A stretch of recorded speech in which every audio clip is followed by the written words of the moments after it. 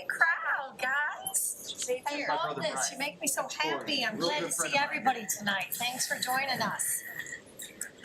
Okay, so thank you for attending the Racing for Recovery Support Group meeting.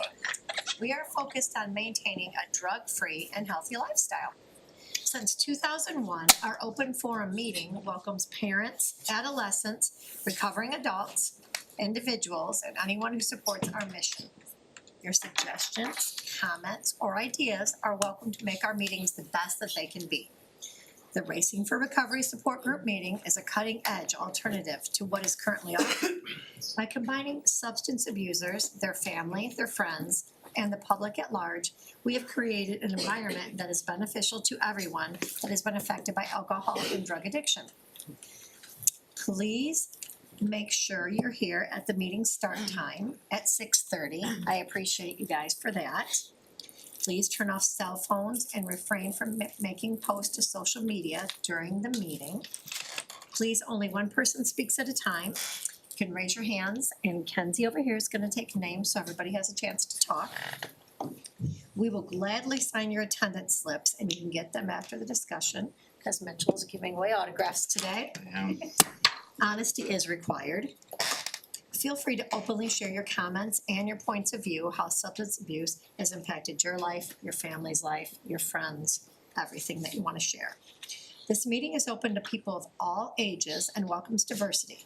So please refrain from using excessive foul language and language that discriminates against any race, gender, religion, ethnicity, sexual orientation, or disability in order to maintain an atmosphere of respect and dignity. If you see a visitor or a new member or a returning member that you haven't seen in a while, please welcome them into our program. Your confidentiality is important to us. However, please be mindful, this is a live stream meeting and it is open to Racing for Recovery members all around the globe. Please refrain from getting up and leaving during the meeting in progress. Please throw away your trash in the proper receptacles. And if you are smoking, we encourage you to please stop doing so. Okay, do we have anyone that are first time attending members today? Anybody first time at our meeting? Let us know. Yes. Yes.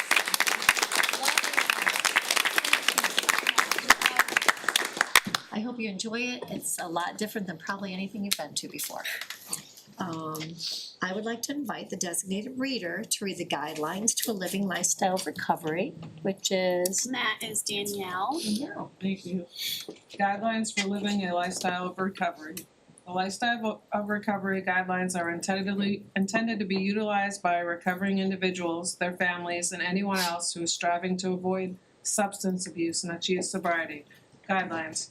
Number 1, recognizing that substance abuse ruins lives. Number 2, wanting to pursue positive alternatives to substance abuse, such as our education, employment, quality relationships, health, and fitness.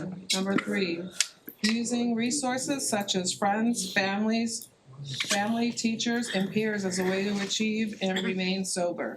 Adding sports, art, or music to these resources will help us stay focused and motivated. Number 4, defining balance and working toward making it a part of everyday life. Number 5, building self-esteem and confidence through sobriety to combat negative feelings regarding oneself. Number 6, understanding that negative behaviors of isolation and self-pity lead to self-destruction. Number 7, lifting a person up is different than allowing them to continue their destructive lifestyles. Be there for yourself and be patient with your friends and family. Number 8, learning how to help without supporting the addict's behavior, providing assistance to the recovering individual that will improve their lives and not further their usage. Number 9, recognizing personal challenges and integrating them into our lifestyle as challenges to triumph over. Number 10, caring for our personal, emotional, physical, and spiritual individuality is the source we use for our sense of worth. Each person is truly magnificent. Our mission at Racing for Recovery is to prevent all forms of substance abuse by promoting a lifestyle of fitness and health for all those affected by addiction. Thank you so much, Danielle. I appreciate you. I think now I will turn it over to Mitchell for some announcements and anything Mitchell would like to say. Thank you. Well, I was going over my day today a little earlier, and I just wanted to say, I wanted to take a second to say how sincerely grateful I am for Racing for Recovery. And all the things and people that make this place up. It's a place of love, understanding, patience, dignity, and most importantly, self-discovery. Not just in the good times, but also in the bad. If it wasn't for Racing for Recovery, I would not be sitting in this seat, much less alive. And I don't know what I would do without Racing for Recovery. So for everyone that is a part of Racing for Recovery, thank you for everything that you do. So I just wanted to take a second to say that before going on to the announcements. Thank you. All right, so Monday, we have book study support group. They are studying Elevate, I believe. That is from 4 to 5. Tuesday is the men and women's peer support group, also from 4 to 5. Wednesday is the BAC recovery group. That has dinner at 6 p.m. The shuttle leaves from in front of the suites at 5:15. And then the service itself is 6:30 to 8:30. They have men and women's group. They have a little bit of worship. It's a good time. Thursday, we have our free plant-based dinner and music, which I have to say, that was the best turnout I've seen at that dinner, so thank you all for that. That is from 5:30 to 6:30, followed by our signature live support group, which is this, from 6:30 to 7:30. On Saturday, we have Community Connections from 2:30 to 5. I do believe that this weekend and moving forward, we are doing 1:30 to 4. As just a quick note about that. That's just everyone kind of mingling, getting to know people in the community. We've got games, Cards Against Humanity, Uno, Cornhole, Buckets Bullseye, what have you. Sunday is the Bedford Alliance Church service, and the shuttle for that leaves from in front of the suites again at no later than 10:15. The service starts at 11. I have to say that is one of my favorite services to go to, so highly recommend if you are a follower. Follow us on social media for live stream and updates, and leave us a review on Google and subscribe to our YouTube channel so that you can continue watching these. It seems a little self-serving, but shout out to Chef Dean and the kitchen volunteers for their amazing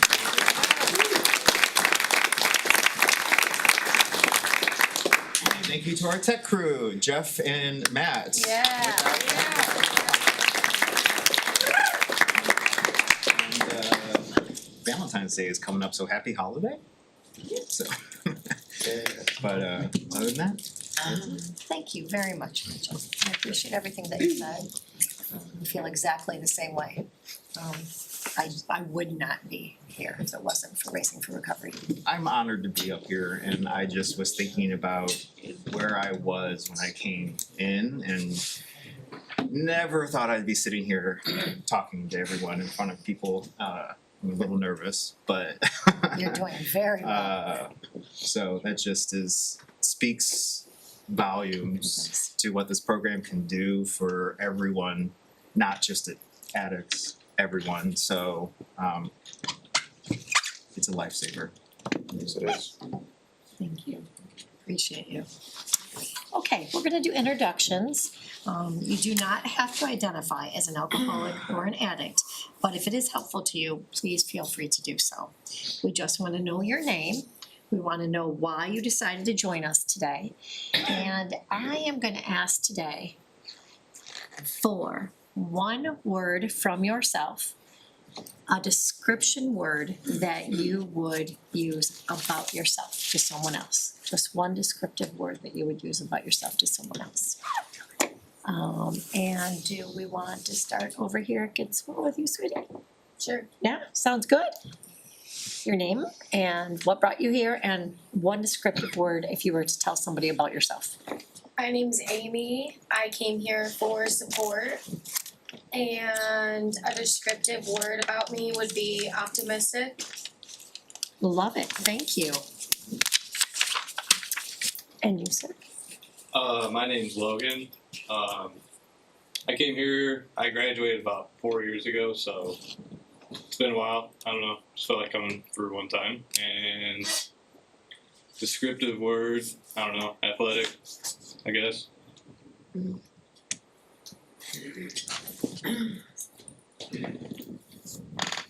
Yep, that's you. Chris, here just to get to know myself better and maybe learn some new things. And what else is it? Descriptive word for yourself. If you were to tell somebody about yourself, one word. Oh, I'm entertaining. Entertaining. Thank you. Hello, my name is LaMarcus. Came here to change my lifestyle, figure out different ways to just better myself without the use of drugs or alcohol. One thing about me, I'm curious. I like ancient aliens. I like cover-ups and conspiracy theories. Love that word. Curious. How about you? Hello, my name is Mike. I came here I need to add more structure to my plate. I'm so becoming stagnant in my recovery. I just needed to get more active, participate more. So, yeah, I'm glad you're here. thank you. And a descriptive word about you. Descriptive word, dedicated. Like that. Well, I'm Andy. I'm here for a lifestyle of wellness. And one word would be energetic. Love it. My name's Kaya. I'm here to continue my sobriety journey in a more disciplined place than where I was at. And I'm funny. Love that. I'm Kirby, and I'm here because there's no other place I'd rather be on a Thursday night. I love this place. That's why I came back. And one word to describe me: enthusiastic. I'll give you that one. I'm Maggie. I came here to get away from people, places, and things and a better lifestyle. I would describe myself as bubbly. One. I'm Cody. I'm here because I like to come back and see a lot of the past people that I've been here with and see their success, knowing that mine can also be there. And one word that I could use would be comical. Mm-hmm. Well, this is what I do for my mental wellness, and the one word to describe me is willing. Hello, I'm Blaze. I come here on Thursdays to live a better life and to continue my wellness journey. One word that describes me is creative. Yes. Mm-hmm. I'm Joe. This is my second home. What I've been doing on Thursdays for quite some time. And caring. True. My name's Jeremy. I've been going through some hard times recently. So I felt like I needed to come here. And I just want to be accountable. And I am a funny person. Glad. I'm Billy. I'm here to support my brother Joe. And I'm hardworking. Hardworking, good one. EJ, I'm here to stay sober. Here for your well-being.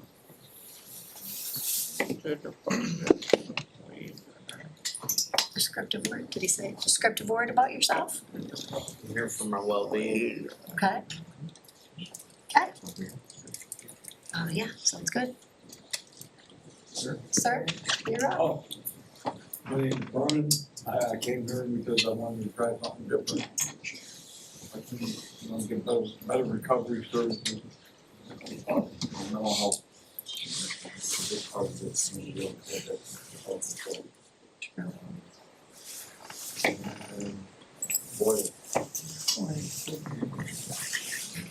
And you, stranger?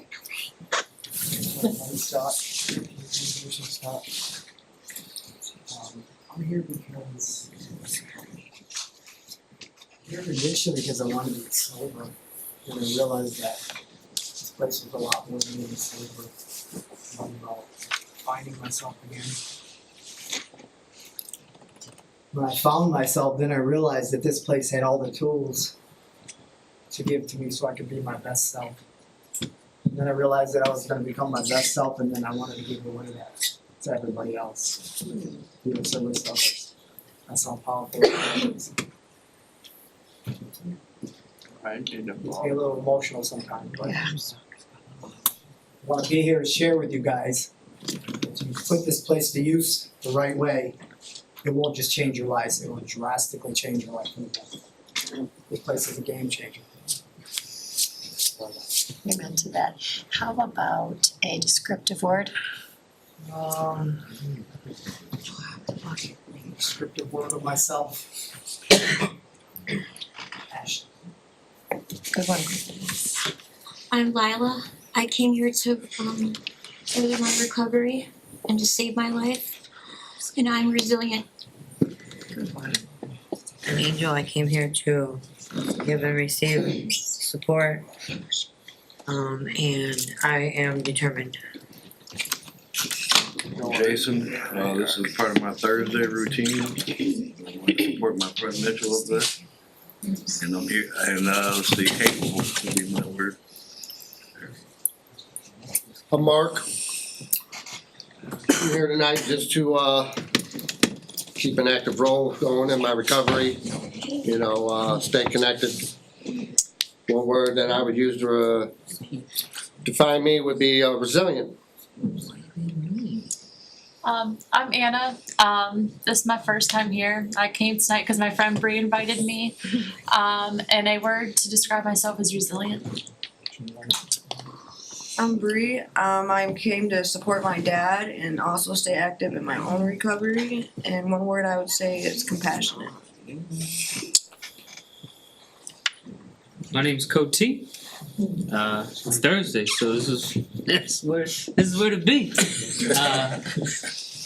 One word to describe myself is songful.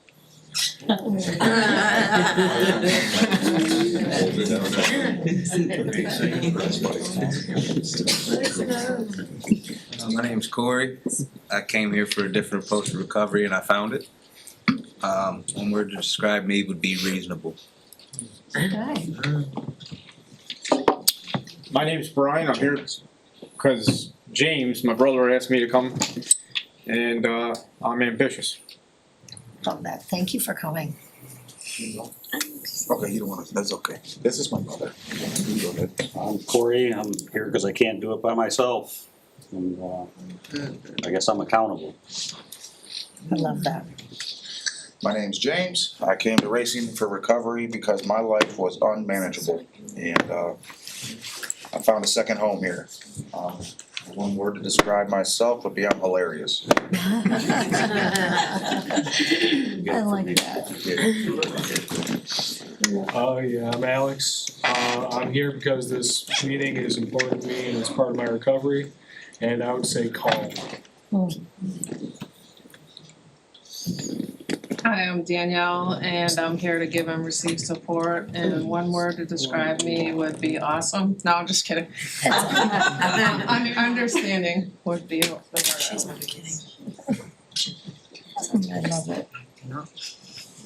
I'm Michelle. I am here because I wouldn't want to be anywhere else right now.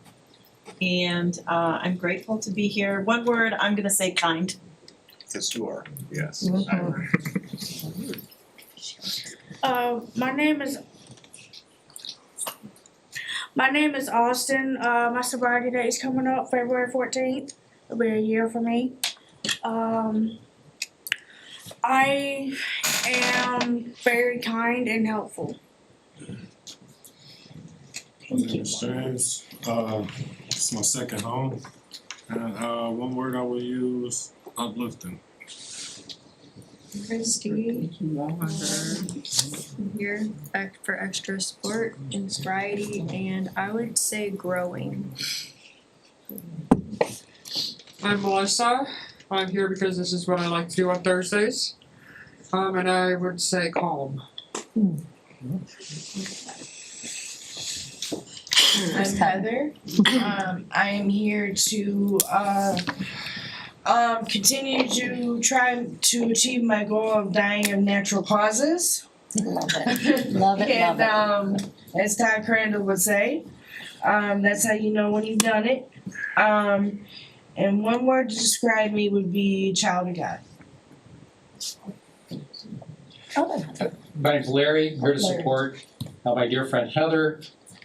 And a word to support me, actually, the first word came to mind was asshole, but probably kind. Yeah, definitely. I'm Heather, that's Xander. We come here because this is home for us, and always will be. And I would say a word to describe me is driven, very driven. Good one. Like the whole room? How about you guys up there, Jeffrey and Matt, what do you think? My name's Jeff, and this is part of my routine and part of trying to get back to the place that helped me change the way I think and change the way I see everything in the world. So,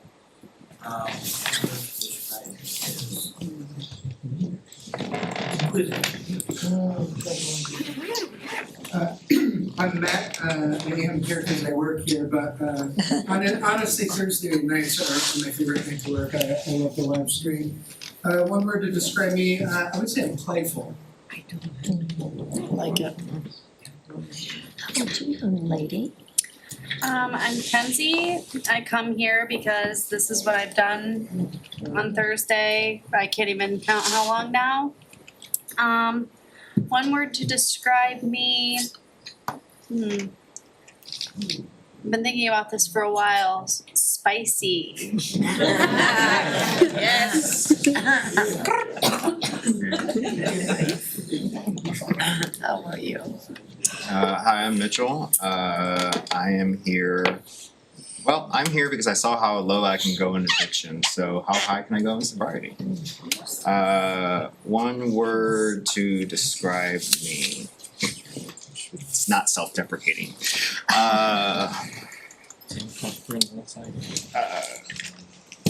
Caring. One. Just said that to me. Hi, my name's Kelly. I am here because this is what I do on Thursdays. I have done it for quite some time now, and I am also honored to be up here, something I thought I would never ever do. I often say to anyone that knows me, if I'm not here on a Thursday and I haven't told you why, you need to come looking for me because this is my place on Thursday. One word to describe me, I would say probably empathetic. I would think that would be a word to describe me, I think. Very good word for yourself. Thank you very much, guys. Okay, could I have the designated reader read the answer, please? Melissa. The Answer by Donald D. Carr. Running from the misery, trying to escape the pain. As I approach the light of hope that lies before me. Each step overwhelms me, every breath sears my throat. I ache, my body rebels against me, my memories torment me. Agony has become my closest companion. My demons mock me as I dangle helplessly above the abyss of alcohol and drugs.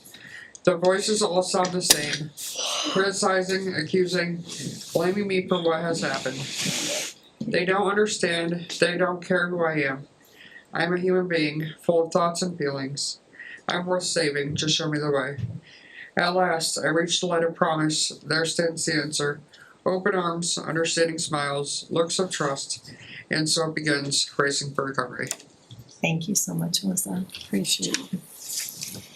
Before we get started on a topic, I would like to invite anyone that would want to get something off their chest, something they've gone through this week possibly, or just need to talk about, good, bad, and different, anything about anyone?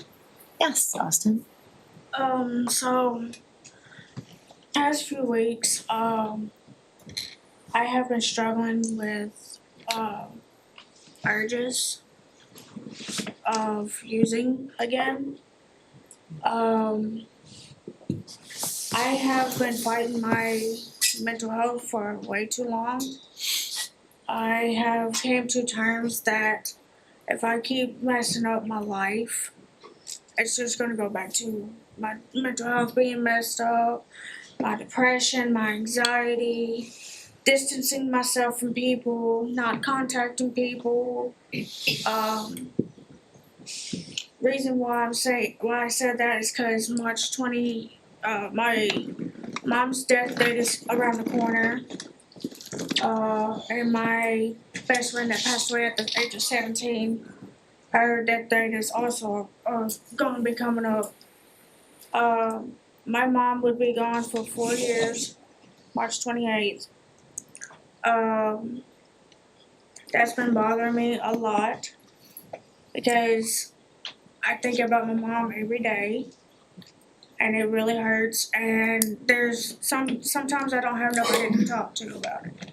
Either somebody's asleep or whatever, I just try to cope with it for myself.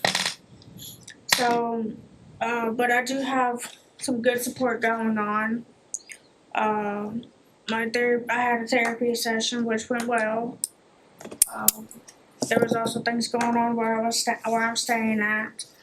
I almost left recovery, but I stuck in, got myself back together. Looking forward for February 14th. I have been fighting a lot lately, fighting everything that I have. And now that I get to do stuff, I get to do overnights now, to get out of the house for a while. I just feel like everything's coming together. For once, I put a job application in the other day. And been working on myself. Self-love, self-care, my coping skills, with all the support that I have around me. I'm gonna keep fighting. I'm not gonna give up. Because I know if I give up, I'm gonna go right back to using that I passed. Thank you so much for being vulnerable and sharing that. I think that a lot of people around here can definitely understand the connection with the feelings of grief and turning into urges, definitely. It sounds like you have a good support system and you're reaching out to that. Keep doing what you're doing. Thank you. I encourage you. Okay, anyone else? All right, guys. I'm so sorry. I apologize, Heather. I'm sorry. Neither did I. You go right ahead. Today's been a day, just one of them days to where I had to just grab hold tight to my seat. Just get through it, you know. I don't have too many of them, which I'm grateful for. They used to be like that every day. But I said the thing about natural causes because sometimes I come in here on Thursdays and we had a peer that passed away. And sometimes I can look at them pictures and I can smile.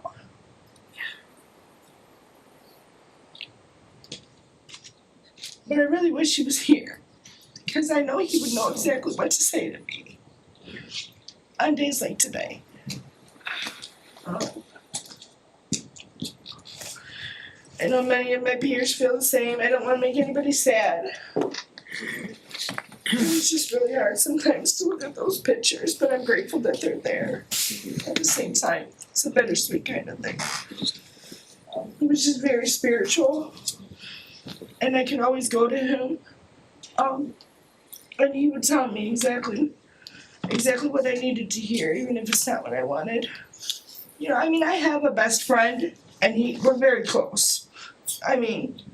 We're inseparable. But Ronnie was just special. Yeah. And he just had a perspective unlike anything I've ever known. So, He died of natural causes. And I'm so happy about that. And so that's why I said that about the reason why I'm here. Because I know that that's gonna be me too. That's all. Thank you for sharing that. And you know what? It's alright to be sad. You're allowed to feel how you need to feel. And that's better than holding it in. And we're all gonna have those days. And I'm so glad that you're here because you can reach out to people here. And others can really understand and listen the same, Yeah. you know. Because how you greeted him wasn't how you left. Ever. No. Every time that you spoke to him, how you came to him, you left it completely different. Very Even if it special was just a man. simple conversation. Yep, very special man. Very special. Thanks for reminding us too. Yeah. That was really nice. For sure. Thank you. Yep. Okay, guys. A lot of times when I'm up here, I don't want to make anything difficult and I throw something out that maybe I will have come across during the week at just wanting to get someone to talk about things and run with it however you want. And I think that the word that came to me this week a few times was expectations. I had a couple of rough bouts at work with some expectations where I had to stand back and realize that I am nobody to be able to expect someone to behave, act, work like I do. I have no place to be able to do that. And I had a conversation also with someone about their son not coming around and visiting in their older age. And I had to have a conversation to say, you can't expect that. There were many years that you weren't there for him, and you can't expect that forgiveness like a lot of us here, when we were having our harder times in addiction. A lot of us can't expect our families to just, and our friends to just because we've been sober for 6 months or a year or 3 years or whatever it be, just to trust us again and forgive us. That's just not the way it goes. It's on their timeline, not ours. So I looked up the definition of expectations, and I would really like you guys just to run with whatever you have to say about it.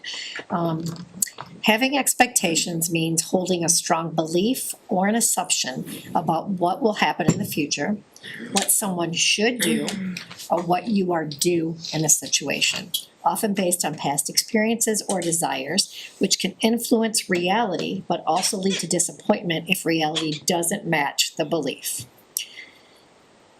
They act as mental blueprints for events, people, and outcomes, shaping behavior and perception, and can range from hopeful anticipation to feeling entitled or pressured.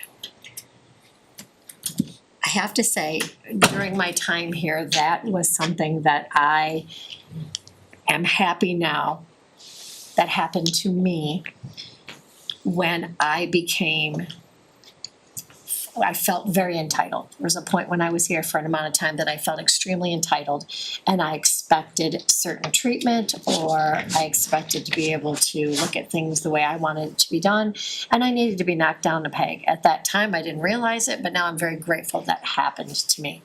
I feel like in my situation, when I place expectations on others, it sets up for disappointment, often because I don't have a right to do that. I'm wondering if you guys have had some situations where you expected something and it came out in a good or a bad situation for you, or just the word expectations, and maybe what we're discussing, Kens, we said besides expectations. I think that boundaries come along with Yes. expectations too, for sure. I guess do you want me to? If you Is want that to, what you're please doing do. right now? I was just saying, to go along with it, yeah, if you wanna go along with it, because I think that goes hand in hand too. I think I had to create boundaries for myself and other people, when I was expecting things.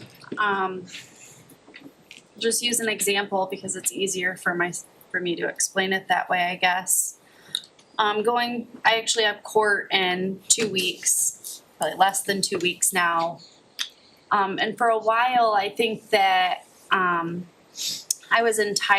felt entitled to my children. I felt, I was expecting to go into this court case and just keep all custodial rights and everything was gonna be okay. When in reality, I've needed to create stronger boundaries in between me and my son's dad in order for this court trial to go smoother. I needed to create boundaries with myself, to not give myself out to so many outsiders, like my family and obviously my kids' dad, which has been hard, but being able to set those boundaries with people has given me the headspace to be able to deal with my own emotions and the things that I have going on. So I can go into that courtroom with a lighter mindset. But I think that the boundaries were huge, and just not expecting everything to go my way. Or that we're deserved for it to go our way. Right. Yeah, the entitlement and the deserving to go our way. Yeah, now that I look back at being that way, I'm ashamed of the way I behaved. I like to I look back at it and I think that I was spoiled. I think that, I don't know. I look at myself where I acted spoiled and I don't deserve to act that way. And I love when I can stand back and see it. I can relate to the entitlement thing.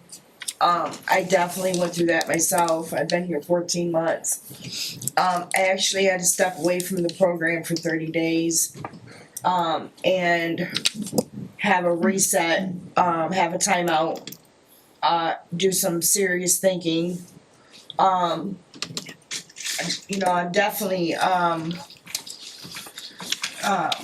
definitely take accountability. I thought that because I had wounds or childhood wounds that it excused me to behave in certain ways.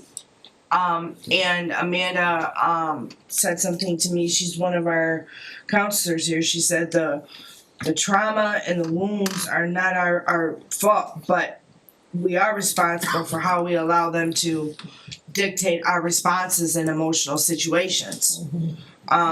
There's a responsibility in that, and I've been working on that really hard since I've returned. And now I just stay to myself.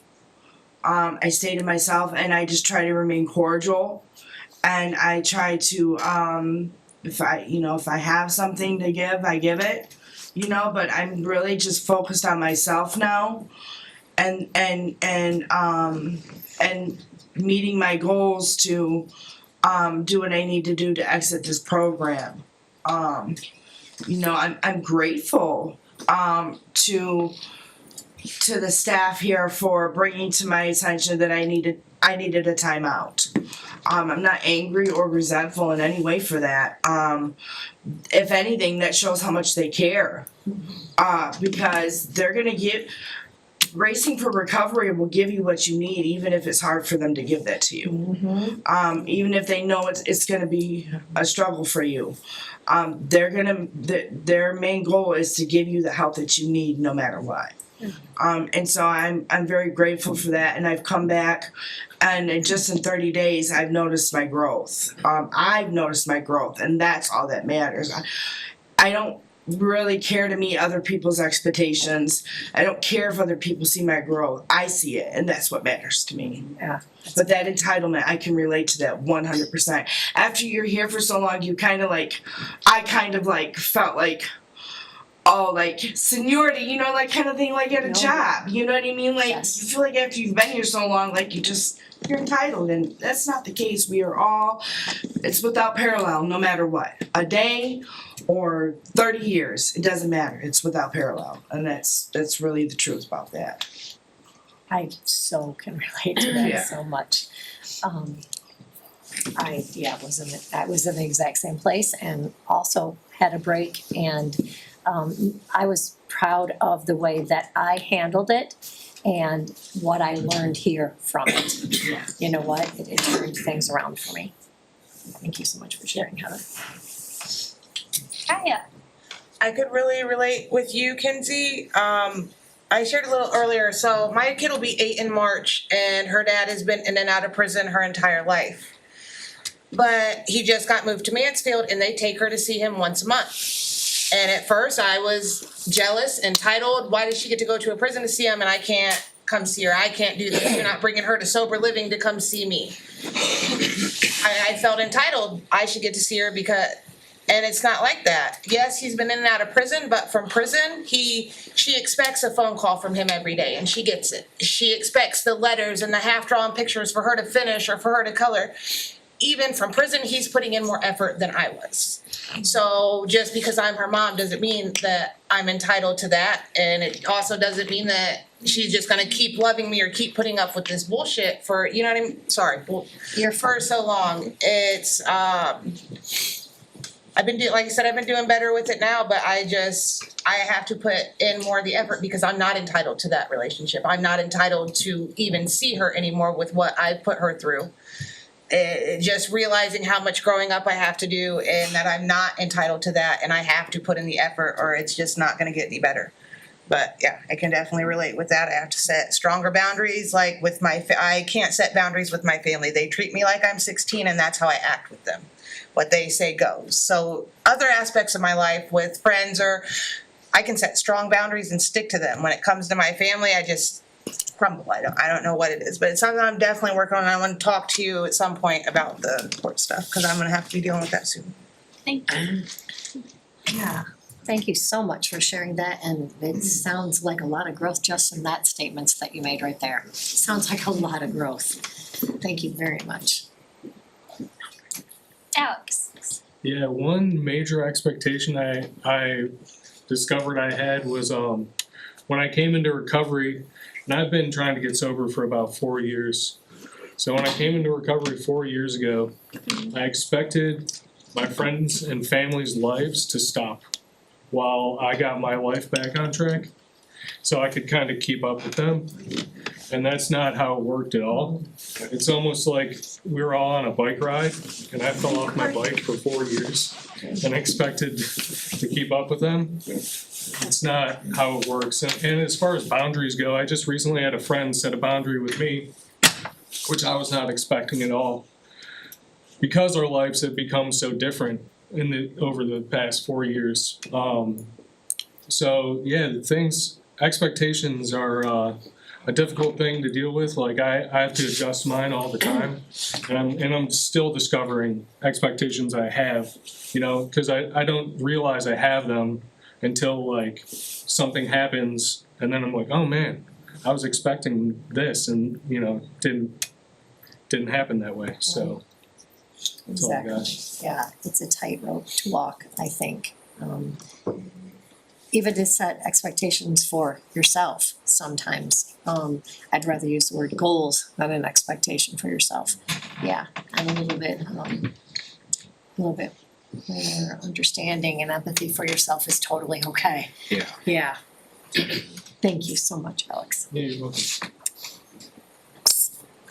Thanks. I wanted to say to Kaya, I totally get it. I've never heard anyone describe it like that, where like you have clear set boundaries with everyone else and then the family I cannot all crumbles. I have no idea what it is, but it drives me nuts to this day. I'm like, why can't I just say no or whatever? But I also get the seniority thing that Heather was talking about, and what that was leading me into is that I have to set boundaries with myself. Yeah. Because my expectations, I don't necessarily think about them. I don't walk in and going, well, I expect this out of Racing for Recovery today. Yeah. They just kind of show up. They show up with time. They show up with experience for me, and then I find myself in situations where my expectations of myself even are so unrealistic that it leads to disappointment, I think is what the definition was saying. Yep. And that disappointment and anger and irritability or what have you, what some call negative emotions, are what is a killer for me, because it leads me down a road that is negative and self-deprecating, and just it's a rabbit hole that ends up building up to I don't really want to call it the other side of me, but it is kind of a different side, and where it's just not fun.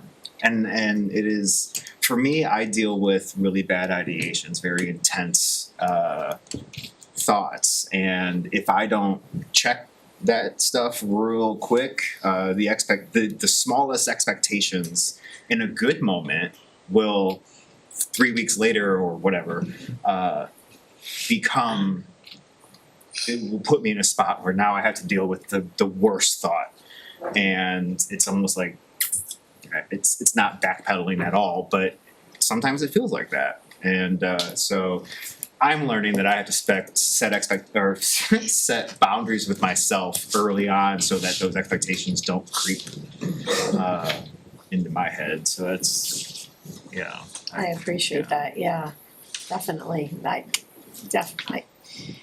The boundaries that I've had to set so that I don't have the expectations of others. I do that often, and I have to step back and say that, thank God, set those boundaries. I agree, thank you so much. Heather? Yeah, this is definitely a great topic. I think there's always expectations. I think you're gonna have expectations. People, like in jobs, as parents, I think people are gonna have expectations of you that you need to fulfill. I think the entitlement part is where it gets negative. And I don't think that that's always meant. I think some people have entitlement, or it comes across as entitlement when it's more like a fear, and like it's wanting to hold on so much to things and people. At least I feel like that was the way it was with me more in the beginning of my recovery. It was like wanting to hold on or possess people, or just being afraid that if they were too far from me, then I was going to lose them. And I think that holding on too tight and controlling it almost comes off as entitlement, as if that makes sense, I think, to other people. I think the process, a lot of things that are on my mind lately is you can see it in other people and yourself, that a lot of that stuff stems from fear. When you have so much fear, it comes out in those kind of things. So I think really understanding yourself is so important. And I think the expectations, it's like, just like with my work, I was promoted more recently, and I really struggled because I think in my other position, it came to me like this. Mm-hmm. And this new position is taking a little bit. And I'm used to getting it. I'm used to it coming fast. And, it's like, okay, wait a minute. Now there's so much to learn that I do expect so much out of myself. And so then I'm looking at, what is it I'm afraid of? I'm afraid of failure, but I'm not failing if I'm continuing to grow. And it's like, I told my boss, I'm like, I did this way, and you know how I am. I'm gonna come in here, and this is my expectation of myself. I want to make a positive impact on this store, on these people, on everybody that I come in contact with. That's what I want to do. I'm doing that already. And I see you running this in 2 months. You're already outshining people. You're already which I don't care about that, but it's like you're already going above and beyond. And that's the thing with me. I want to go and be above and beyond no matter what it is I'm doing. So, but it's like that does not come with perfection. It's not perfection. It's getting messy. It's being willing to make mistakes and stand up and be accountable and say, I made this error, how can I do this better? How do you think I can do this better? And not being insecure, like standing up to be like, no matter what it is in my life, I gotta come in here, I don't care, like I've had 6 years of sobriety. I am no better and no worse than anybody else that walks in this door day one. I don't care if you've had day one 50,000 times. That does not matter. We are all the same. And it's that whole don't compare, relate, but learn from every single person around you. Because for me, the best thing that I have learned to do in this process that is still a very big growing process and humbling every single day, but the doors have opened the more that I have just said, I want to learn and I want to give of my full heart. I want to give everything. And you know, I'm here for it and I'm alive. And no matter how hard it is, it's a lot better sober. So for me, it's like, if I'm in, you know, you stay in this game, but I realize no matter what, that it all comes back to here. There's so many times that I look at the struggles of even the last year.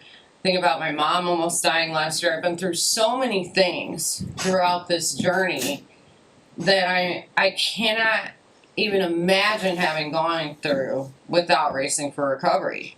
Because now I have this ability to be out in the world and growing in my life all the time. But I'm gonna say right now, it's never gonna be easy. It's never gonna be easy, but it sure is worth it every single day. So I really appreciate you guys, and I'm just really grateful to be a part of this and to have you here always. I've missed you. I miss For you sure. guys too. I've missed you.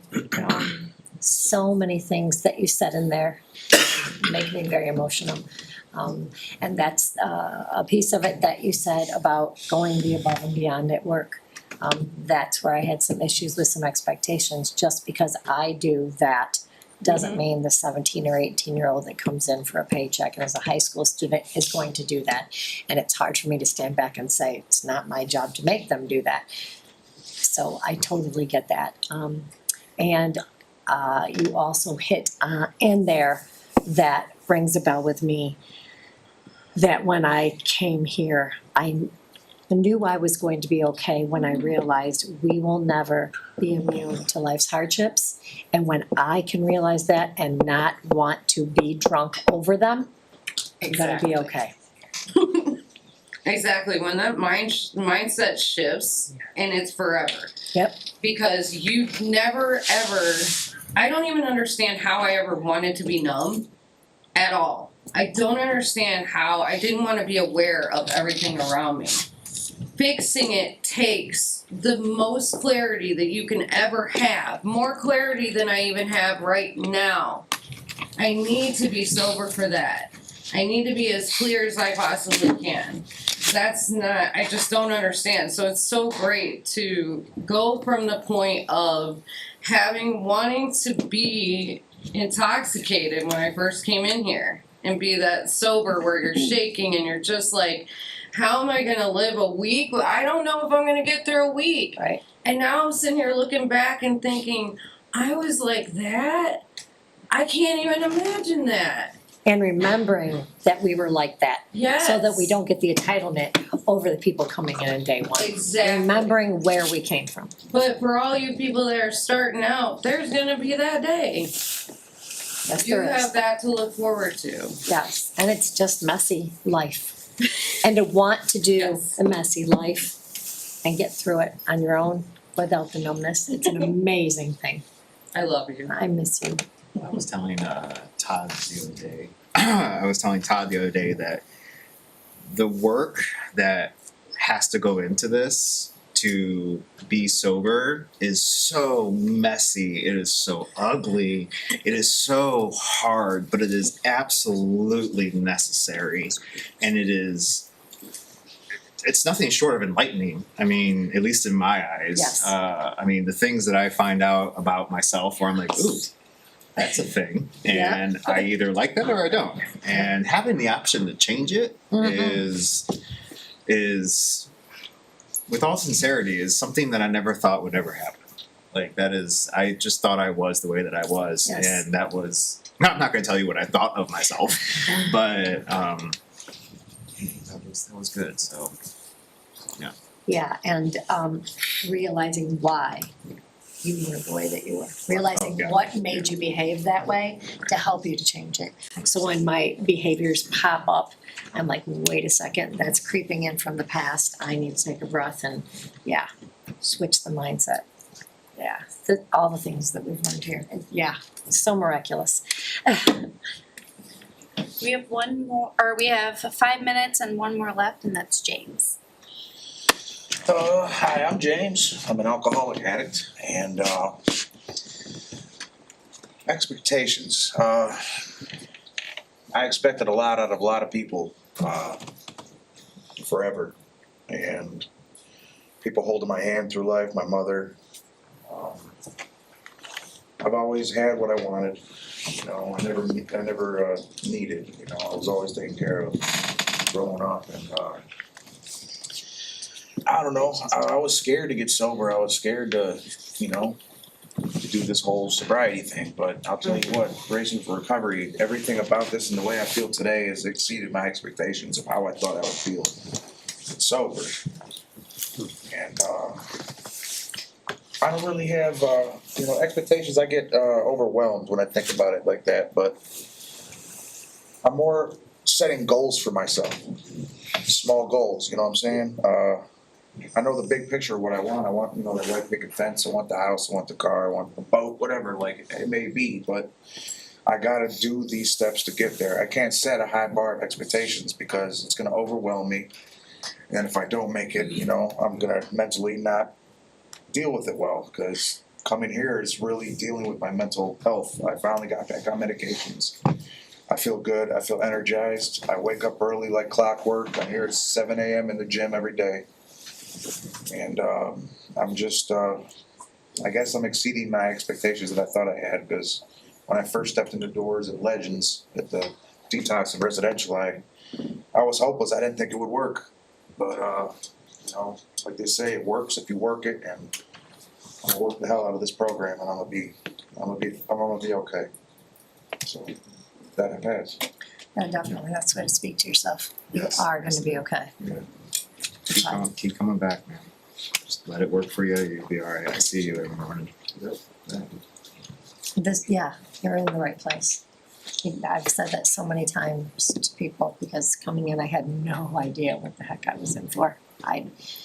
This was my first time around, being a lot older than most everybody here. I had no idea what I was in for, and I say one of the aha moments for me was the Saturdays when we come over here for the community connections with Amanda. And Michelle was probably here with me. Amanda used to run those. I don't know that if she still does or not. And just playing games and being competitive and being silly and laughing and having sober fun. And it was that Saturday that I said, I know I'm in the right place. I never questioned wanting to leave here. I was never forced to do anything that I ended up not wanting to do and wasn't happy doing here. Like I've said many times, I love how we can all have a different path and still be in the same program. Not everybody has to do the exact same path here. You're in a good place. Keep coming back. Give yourself grace. Don't beat yourself up on your own expectations. Give yourself grace that you would give to your best friends. That's Forgive what we yourself. do. Yes, definitely.